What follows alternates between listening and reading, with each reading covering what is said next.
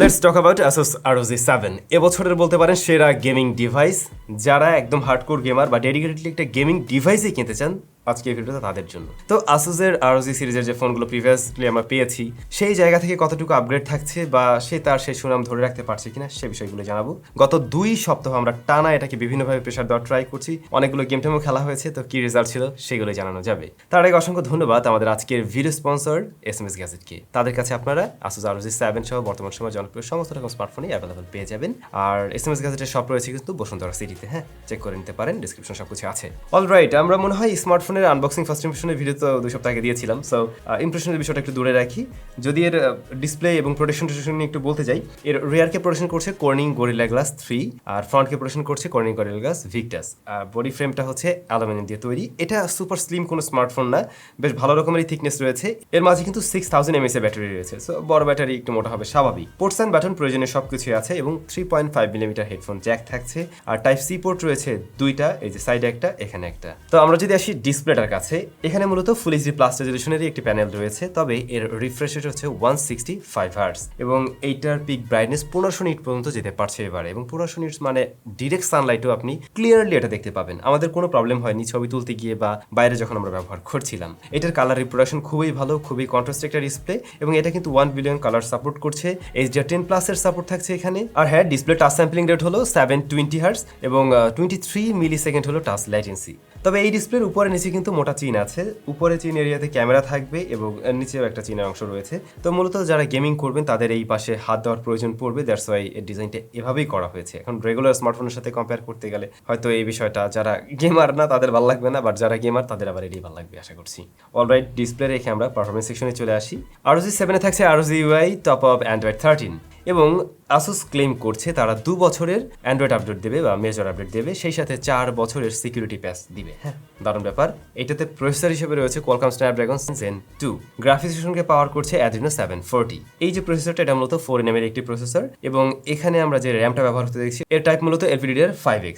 এর storage type হলো UFS 4.0। এইটা 2টা ভ্যারিয়েন্টে পাওয়া যায়, 12 256 এবং 16 512। তবে এর ইউআইটা কিন্তু হাইলি কাস্টমাইজড এবং বলতে পারেন গেমারদেরকে টার্গেট করে কাস্টমাইজ করা হয়েছে এবং যত কাস্টমাইজেশন রয়েছে সবকিছু ওই গেমিং ফোকাসেই বলা যেতে পারে বা গেম ফোকাস বলা যেতে পারে। লাইক এর যে আইকনগুলো সেগুলোও কিন্তু ওইভাবে সাজানো হয়েছে বা যে কোনো ট্রানজ্যাকশন অ্যানিমেশনগুলো কিন্তু সেরকম। এছাড়াও বিভিন্ন ফিচার্স রয়েছে, লাইক এই যে আমরা গেমের মধ্যে আছি এবং আপনি যদি রাইট বা লেফট সাইড থেকে এভাবে টান দেন তাহলে দেখবেন যে এই যে গেম যিনি, এই ফিচারটা চলে আসবে এবং এখান থেকে কিন্তু আপনি আপনার মতো করে বিভিন্ন কিছু কাস্টমাইজ করে নিতে পারবেন। লাইক আপনি চাইলে এখানে গেম রান রেখেও ব্যাকগ্রাউন্ডে গিয়ে অন্য কাজ করে আসতে পারবেন, অর্থাৎ ব্যাকগ্রাউন্ড মুড রয়েছে। তারপরে রিফ্রেশ রেট এখান থেকে সেট করতে পারছেন, রিয়েল টাইম ইনফো আপনি পাবেন, নেটওয়ার্ক সুইচ করতে পারবেন। দেন অ্যাড হয়েছে ভাইব্রেশন ম্যাপিং। ভাইব্রেশন ম্যাপিং এর মাধ্যমে আপনি আলাদা আলাদাভাবে ভাইব্রেশনটাকে কাস্টমাইজ করতে পারবেন। ধরেন বিভিন্ন গানের জন্য আলাদা আলাদা রকমের ভাইব্রেশন আপনি ফিল পেতে পারেন। এছাড়াও রেকর্ড বা এয়ার ট্রিগার এই সমস্ত কন্ট্রোল কিন্তু আপনি এখান থেকে পেয়ে যাবেন। দেন আরবারি ক্রিয়েট, এর ব্যাপারে নতুন করতে কিছু বলার নেই।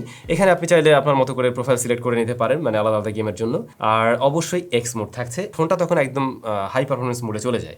সো এই বিষয়গুলোই ফ্ল্যাগশিপ বাজেটের অন্যান্য স্মার্টফোন থেকে একে আলাদা করে তুলেছে এবং এটা ডেডিকেটেডলি একটা গেমিং স্মার্টফোনও হতে পারছে। অলরাইট, তো এই বিষয়ে রেখে আমরা যদি একটু পারফরমেন্স নিয়ে বলতে চাই, day to day uses, regular কাজবাজ, এগুলো নিয়ে মনে হয় না কোনো কিছু বলার আছে। এই স্মার্টফোন একদম মানে টপ লেভেলের পারফরমেন্সটা আপনাকে দেবে, ইভেন স্কোরটা নিশ্চয়ই দেখছেন। আর গেমিং এর কথায় আসলে এটা দিয়ে আমরা বেশ কিছু গেম টাইম প্লে করি। ফার্স্টে যদি আমরা সিওডি নিয়ে বলতে যাই, সিওডি আমরা মিডিয়াম গ্রাফিক্স আলট্রা ফ্রেম রেটে প্লে করি এবং এখানে কনস্ট্যান্টলি 120 FPS দিতে পারছিল। হ্যাঁ, মাঝে মধ্যে 19 আসছিল, 20 মানে 19-20 একের ডিফারেন্স আমরা দেখছিলাম। এইভাবে আধা ঘন্টা গেম প্লের পরে দেখলাম স্মার্টফোনটা হিট জেনারেট করছে 42 ডিগ্রি, যেটা হাতে একটা ফিল দেয়। অর্থাৎ এর বডি ফ্রেমটা আপনি যদি কেস ছাড়া ব্যবহার করেন সেক্ষেত্রে হাতে একটা ফিল দেবে, বাট এর পারফরমেন্স মোটে ড্রপ করছিল না, ইভেন ফ্রেম রেট কমতে আমরা দেখিনি, ওই 19-20-এর মধ্যেই ছিল। এটা কুলিং সিস্টেম মোটামুটি ভালো। কুলিং সিস্টেম নিয়ে আমরা একটু পরে আলোচনা করছি। তো আমরা সিওডির পরে পাবজিও রান করি, HDR এক্সট্রিমে ফার্স্টে প্লে করি এবং তখনও দেখছিলাম এইটা 58 থেকে 60-এর মধ্যে FPS ঘোরাফেরা করছিল, 58-60 এরকম ছিল এবং তখন টেম্পারেচার গিয়ে দাঁড়িয়েছিল 43 ডিগ্রি আধা ঘন্টা গেম প্লের পরে।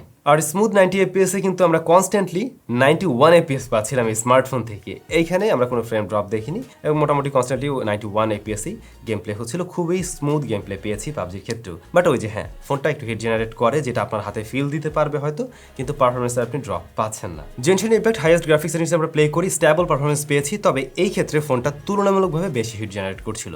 অর্থাৎ এটা তখন প্রায় 45 ডিগ্রি প্লাস হয়ে যাচ্ছিল, কখনো 46 এর কাছেও চলে আসছিল। তো যতগুলো গেমে আমরা স্মার্টফোন দিয়ে প্লে করছি বলছি একদম দুর্দান্ত রেজাল্ট পেয়েছি এবছরে এখন পর্যন্ত যত ফ্ল্যাগশিপ স্মার্টফোন আমাদের হাতে আসুক না কেন সবচেয়ে বেস্ট রেজাল্ট দিতে পারছিল এই স্মার্টফোন। মানে এটা গেমিং ডিভাইস, সেই জায়গা থেকে এটা যা আপনি আশা করেন তাই দিতে পারবে। এবারে আসুস কিন্তু তাদের কুলিং টেকনোলজিতেও কিছুটা চেঞ্জেস আসছে বা ইমপ্রুভমেন্ট থাকছে অবশ্যই। তবে যদি আলটিমেটের কথা বলি ওইটা আরো স্পেশাল, ওই ফোনটার এইখানে একটু ফাঁকা হয়, ওইটা দ্রুত ঠান্ডা করা সম্ভব, ওর যে কুলিং সিস্টেমটা রয়েছে ওইটা ব্যবহার করলে কুলার ফ্যান, বাট ওই ফ্যানটা আপনি কিনে এই ফোনে ব্যবহার করতে পারবেন, কিন্তু অবশ্যই আলটিমেটের মতো অতটা হয়তো ঠান্ডা হবে না। যদিও এই স্মার্টফোনে যে কুলিং টেকনোলজি ব্যবহার করা হয়েছে সেটাও কিন্তু জোস। আপনারা দেখছিলেন কোনো ধরনের থার্মাল থ্রোটলিং পায়নি, ইভেন গেমিংয়েও কিন্তু পারফরমেন্স ড্রপ করছিল না। তো এই স্মার্টফোনের মাঝে র্যাপিড সাইকেল ভ্যাপোর চেম্বার রয়েছে, সেটাতে রিডিজাইন করা হয়েছে, ইভেন রিডিজাইন করা হয়েছে গ্রাফাইট শীটের ক্ষেত্রেও। সো এর কুলিং টেকনোলজি নিয়ে সন্তুষ্ট থাকা যাবে এবং পারফরমেন্স একদম আশানুরূপ আপনারা পাচ্ছেন। অলরাইট, এই স্মার্টফোনের ক্যামেরার কি অবস্থা?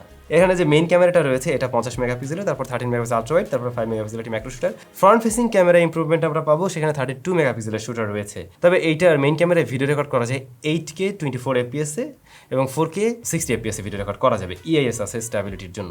তো মেইন ক্যামেরার রেজাল্ট ডিসেন্ট বলতে পারি আমরা, যদি কিনা মোটামুটি 50,000 টাকার যে আশেপাশে যে স্মার্টফোনগুলো পাওয়া যায় তাদের সাথে কম্পেয়ার করতে গেলে কম্পেয়ারেবল, বাট আপনি যদি 80-90 হাজার টাকার স্মার্টফোনের সাথে কম্পেয়ার করতে চান দেন এটা অবশ্যই কিছুটা পিছিয়ে থাকবে। ডেলাইট কন্ডিশনে আমরা দেখছি হ্যাঁ ভালো রকমের ডিটেল ধরে রাখতে পারে, ইভেন জুম করে নিয়েও ব্যবহার করার উপযোগী। ডাইনামিক রেঞ্জটা ছিল অ্যাভারেজ টাইপের, এটা আরেকটু বেটার হতে পারতো হয়তো। আর কালার অ্যাকুরেসি হ্যাঁ মাঝে মধ্যে দুই একটা কালারকে একটু পপ আপ দেখছি আমরা, এর বাইরে কিন্তু ম্যাক্সিমাম সময় মোটামুটি ন্যাচারাল টোনে রাখার ট্রাই করছে।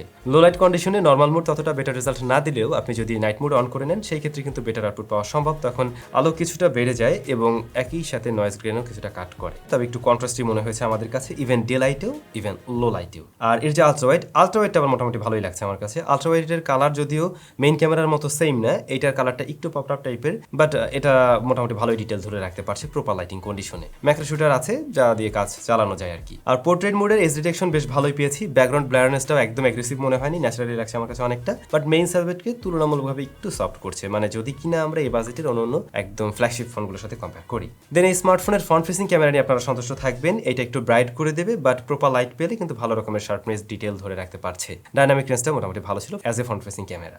8K ভিডিও ফুটেজে বেশ ভালো রকমের ডিটেল পাওয়া যাচ্ছিল, তবে আপনাকে অবশ্যই একটু স্টাডি করে শুট করতে হবে অথবা গিম্বেলের সহায়তা নিলে বেটার আউটপুট পাওয়া সম্ভব। 4K এর ক্ষেত্রে আমরা ডিটেল কম দেখছি, কিন্তু এর ভিডিও আমার কাছে বেশ স্মুথ মনে হয়েছে এবং আমি বলবো এটা দিয়ে আসলে ভিডিও শুট করলে 4K তে আপনারা ট্রাই করবেন, সেক্ষেত্রে বেটার আউটপুট পাবেন এবং স্ট্যাবিলিটিও বেশ ভালো পাবেন। এই যে এত কিছু চালানোর জন্য স্মার্টফোনটির মাঝে রয়েছে 6000 mAh এর ব্যাটারি, যা আমরা প্রিভিয়াস জেনারেশনে দেখছিলাম। তো আমরা এখানে 165 Hz অন রেখেও এই স্মার্টফোনে 7 ঘন্টা SOT পেয়েছি, যথেষ্ট ভালো ব্যাটারি ব্যাকআপ। আর আধা ঘন্টা চার্জ দিয়ে এই ফোনটাকে আমরা 65%-এর মতো চার্জ করতে পারছিলাম। রয়েছে স্টেরিও স্পিকার, লাস্ট ইয়ার আমরা বলছিলাম সাউন্ড কোয়ালিটি দুর্দান্ত স্মার্টফোনের, এবারে 7 এর সাউন্ড কোয়ালিটিও এক কথায় দুর্দান্ত এবং বোথ আউটপুটে অর্থাৎ এর যে হেডফোন সেটাতেও আপনি খুব দারুণ আউটপুট পাবেন, আবার এর যে বিল্ট ইন স্পিকার সেটার থেকে একদম ব্যালেন্স একটা সাউন্ড পাবেন। দুইটা স্পিকার থেকে দুর্দান্ত সাউন্ড ছিল এবং এটা কিন্তু ফ্রন্ট ফেসিং হওয়াতে সাউন্ডটা মানে আপনি যখন গেমিং করছেন কোনো ধরনের বাধা পাবে না এবং সাউন্ডটা আপনি সামনে পাবেন, খুব দারুণ সাউন্ড পাওয়া সম্ভব। তবে ওই যে আলটিমেটের সাথে যে এটার ফ্যানটা রয়েছে ওই ফ্যানের ভিতরেই বিল্ট ইন স্পিকার আছে যেটা আরো লাউডলি সাউন্ড দিতে পারে। তো এই ছিল এবারে Asus ROG 7। প্রিভিয়াস জেনারেশন থেকে আমরা এখানে ইমপ্রুভমেন্ট দেখছি, একই সাথে অবশ্যই আগের থেকে এটা পাওয়ারফুল, বাট রাইট নাও যে প্রাইসটা আছে এটার বেস ভেরিয়েন্টটা মনে হয় পাওয়া যায় 89,000-এ, পরবর্তী ভেরিয়েন্ট 1 লাখ প্লাস 1 লাখ 5 এর আশেপাশে হয়তো পাওয়া যায়। তো দামটা একটু কমা উচিত, যেহেতু আনঅফিশিয়াল ডিভাইস দামটা একটু কমা উচিত, সেই ক্ষেত্রে কিনলে আরো বেশি আদর্শ প্যাকেজ হবে।